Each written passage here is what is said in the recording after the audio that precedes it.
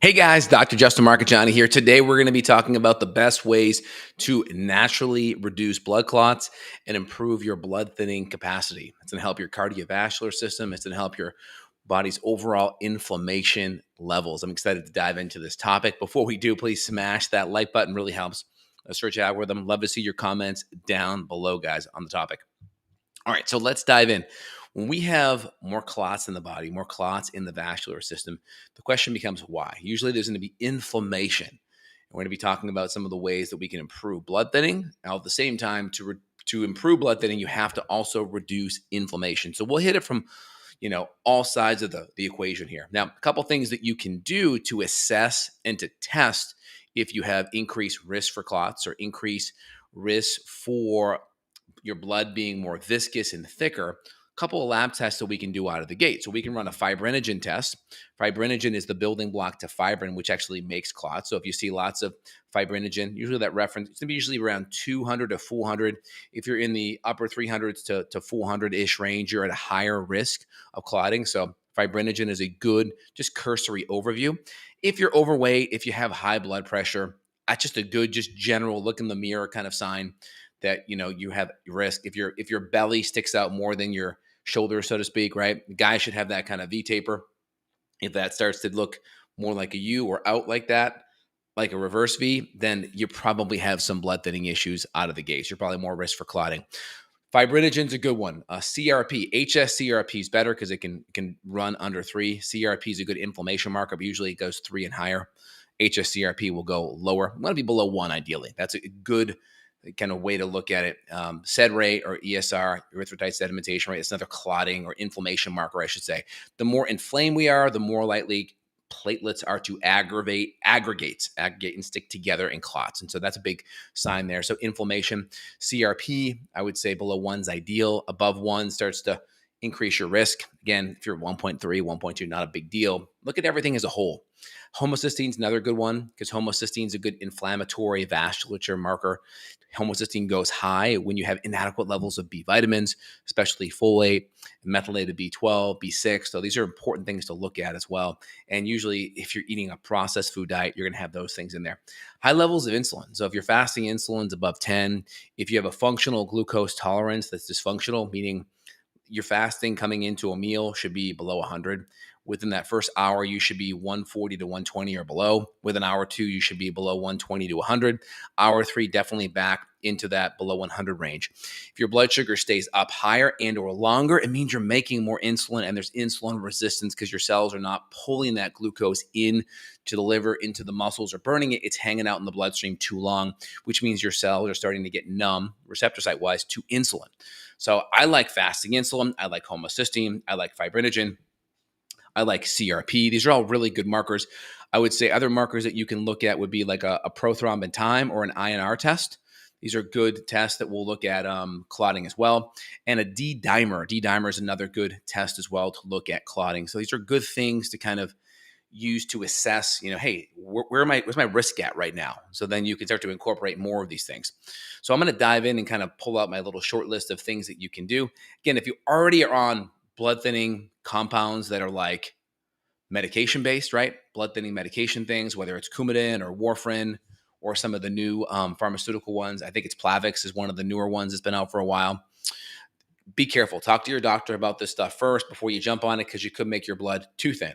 Right now, I'm always kind of the adage that you're better off being on natural things and reducing inflammation and getting to the root cause of why your blood's coagulating and getting thicker than being on a medication. But if you're going to start making changes, make sure you talk to the prescribing doctor so they know what you're doing, so then they can monitor it with prothrombin or a D-dimer.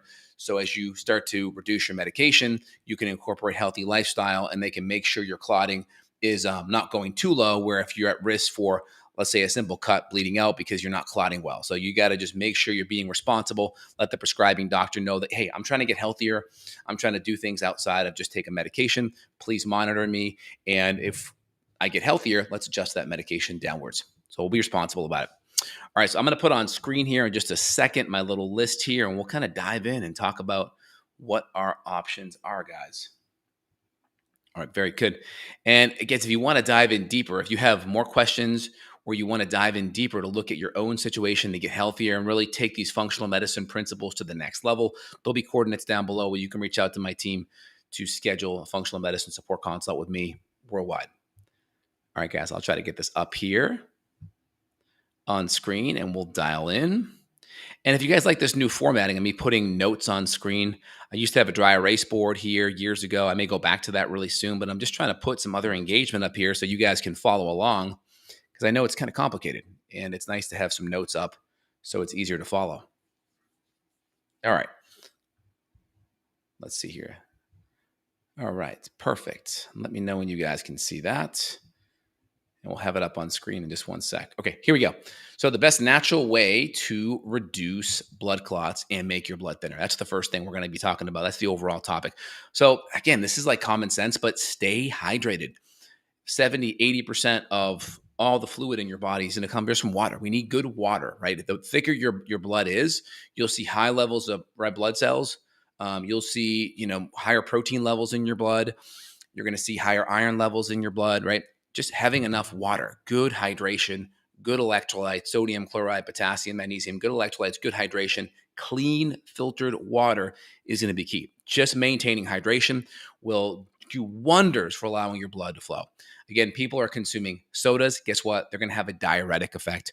Not to mention they have tons of phosphoric acid. So your body's going to be peeing out lots of magnesium and potassium and alkaline-rich electrolytes to buffer the acidity. And so, number one, when you're doing lots of diuretics, too much coffee, too much tea, that's going to be problematic. At least those have health benefits. We'll talk about that. But things like your sodas and things like that are going to have lots of phosphoric acid. I mean, you can use those compounds to clean engines that are dirty, right? Because the phosphoric acid, the pH is so low, and your body's going to use lots of potassium, magnesium to buffer it. So good hydration, half your body weight in ounces is pretty darn good. Exercise, obviously that's good. That's going to get your heart stronger. That's going to get your heart pumping harder. So if it's going to help your stroke volume. Okay, that's a big thing. Get your heart pumping more blood per pump. Number two, you're going to increase this enzyme called endothelial synthase, which produces nitric oxide, which is a vasodilator. It's going to open up your blood vessels, and it's also going to help improve mitochondrial density, so you have better aerobic metabolism. So lots of benefits from exercise. I'm not talking about it specifically here, but I'm just going to go foundationally, anti-inflammatory, low toxin, nutrient dense diet. That's essential. Some kind of a paleo template or a whole food diet that emphasizes good healthy proteins, good healthy fats that are anti-inflammatory, not the excess omega-6, processed vegetable oils, or junky trans fat. Those are going to be highly inflammatory. Anything that causes inflammation is going to cause your cells and your platelets to aggregate, stick together, and that's going to decrease blood flow and increase blood clotting. So really important on that. Omega-3s. Now, this is important. So the big one are going to be high-quality fish. So whether it's a wild Alaskan sockeye, salmon, some tuna, these are all going to be really good, high-quality fish. Don't worry about the excess mercury in there as long as you're consuming fish that have a high selenium to mercury ratio. Selenium will naturally chelate mercury. The benefit of consuming, fish 3 to 5 times a week, if it's going to be of a good, healthy quality, whether it's wild Alaskan sockeye or salmon, these are going to be excellent sources. They're going to have high selenium to low mercury ratio. And again, try to get wild. So like flash frozen is really good. Costco has some good deals on some of these things. Just keep an eye out that. You can just Google selenium to mercury ratio in fish, and you'll see things like skipjack tuna is good, salmon's good. Just stay away from the fish that are going to have the high mercury to low selenium. That's going to be your swordfish. That's going to be your pilot whale. It's going to be your shark, those kind of things.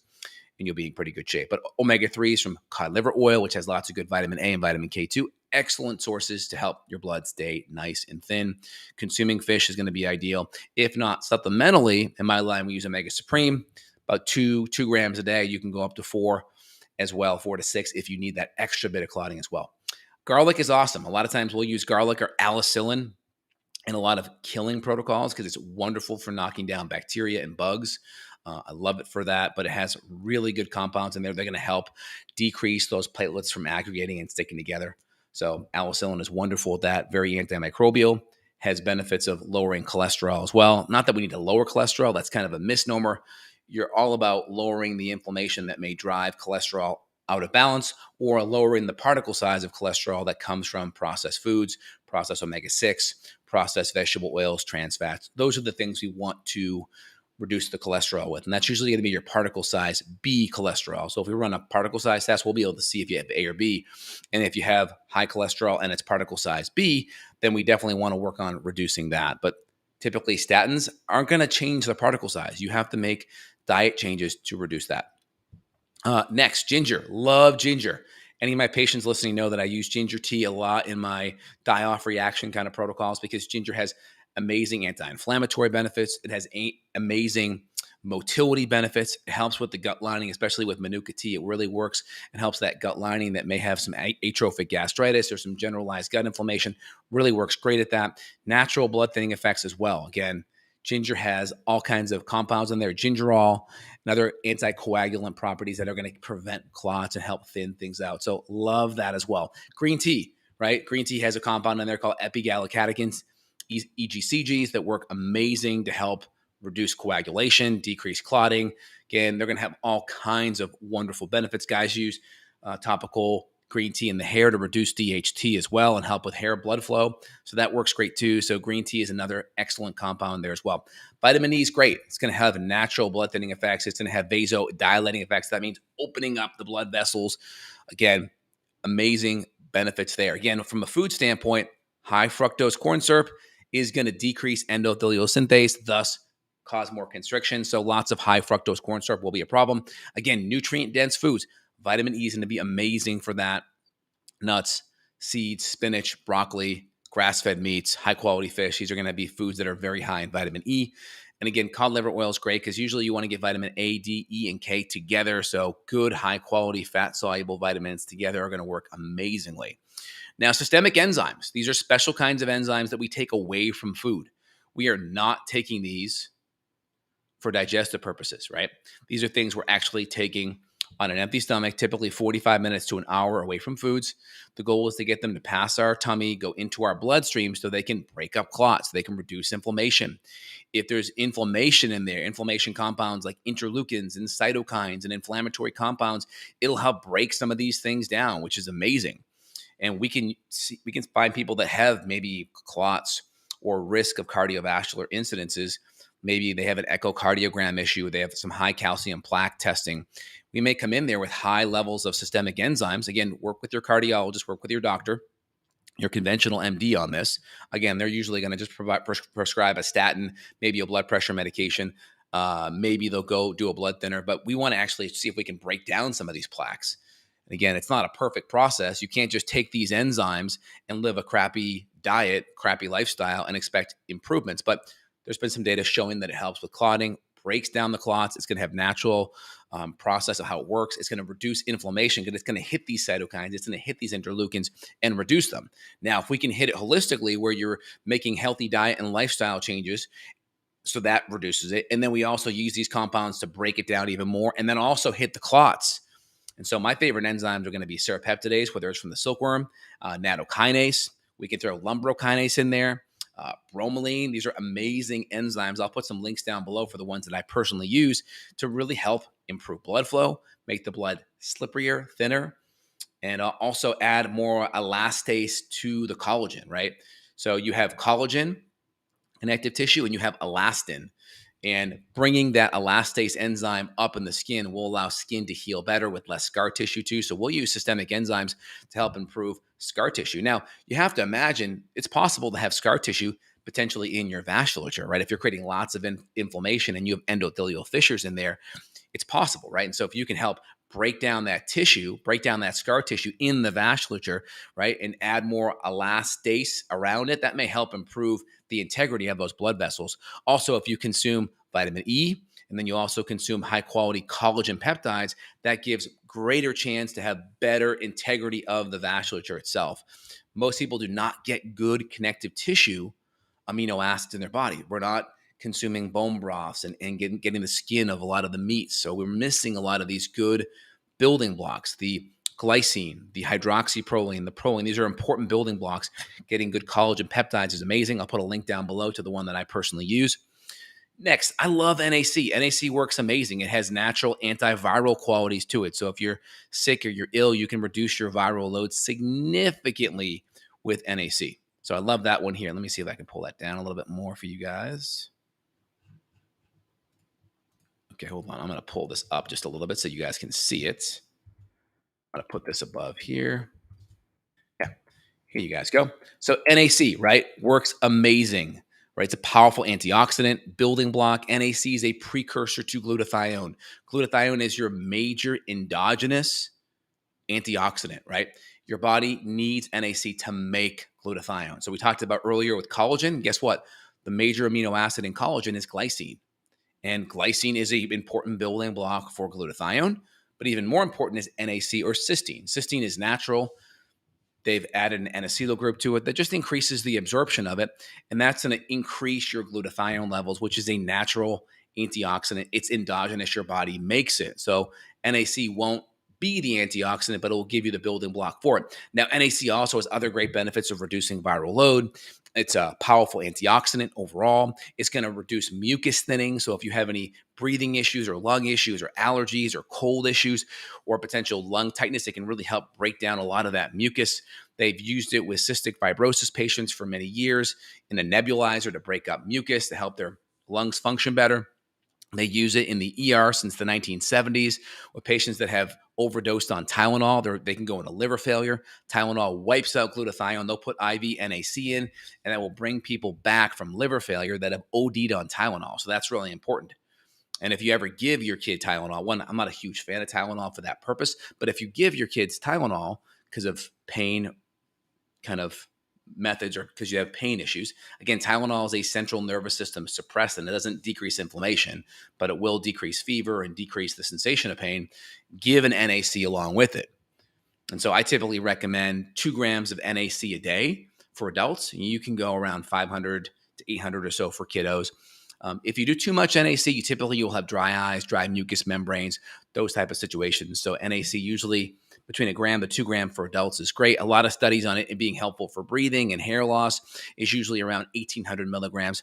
NAC is also helpful for graying of hair because you have essentially hydrogen peroxide accumulate around the hair follicle that can bleach it a little bit, and that creates oxidative stress. And so by adding NAC in there, that helps with the pseudocatalase enzyme, which is glutathione based, and that can help neutralize hydrogen peroxide and help with hair health.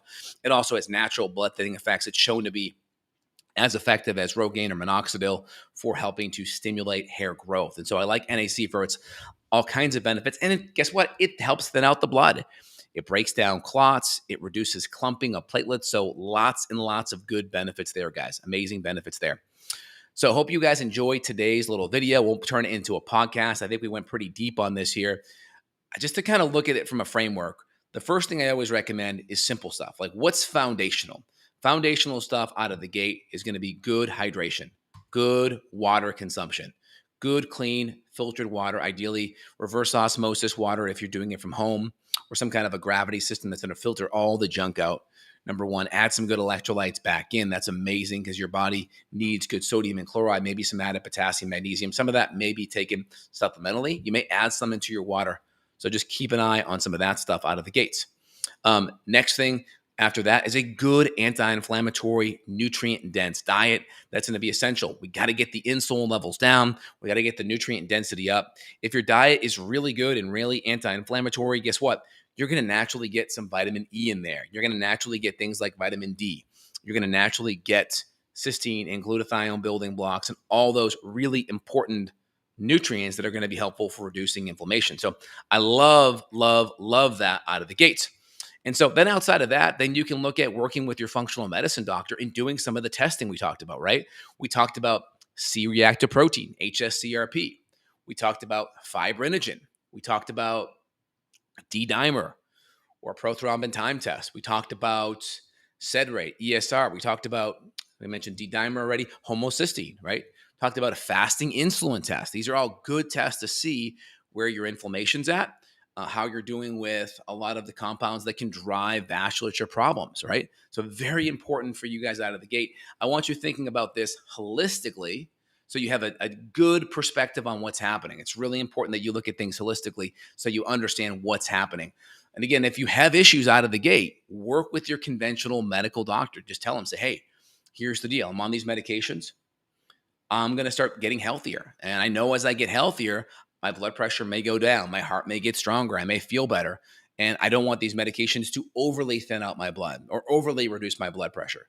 And just let them know, hey, I'd like to run tests more frequently with you so we can monitor this. And if I'm getting healthier, if I'm losing weight, if we have good markers of blood pressure improving, cardiovascular health improving, inflammation going down, I like to gently knock down those medications. Make sure they're comfortable with it, and then make sure they're monitoring you so you do it the right way. Again, you don't want people coming in there, coming off all their medications. They're not able to make a diet change. Then their physiology is way out of whack because they haven't gotten good health dialed in yet. So I want you guys to think about this holistically and do the right thing.